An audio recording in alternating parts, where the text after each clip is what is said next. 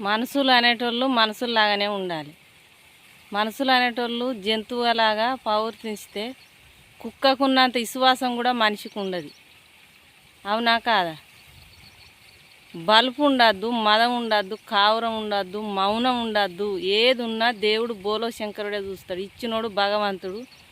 బ్రహ్మకృష్ణ ఎట్లా రాసిన రాత ఉంటే అట్లే జరుగుతుంది.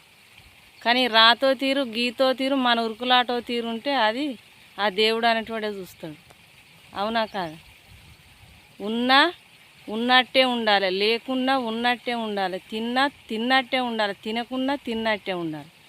ఏ కాలం వచ్చినా ఏ రోజులు వచ్చినా కానీ ఒక్కలాగానే ఉండాలి మనిషి. ఉరుకులాడద్దు. ఎగిరి ఎగిరి గంతులేసి కింద పడితే గుద్దలేకి కాలన్న చేయాలని ఇరుగుతుంది. అప్పుడు చూసుకో అర్థమవుతుంది అది మనిషా కాదా, పశువా. కుక్కకున్నంత విశ్వాసం కూడా మనిషికి ఉండదు. అది విలువ తక్కువ మనిషి అన్నట్టు.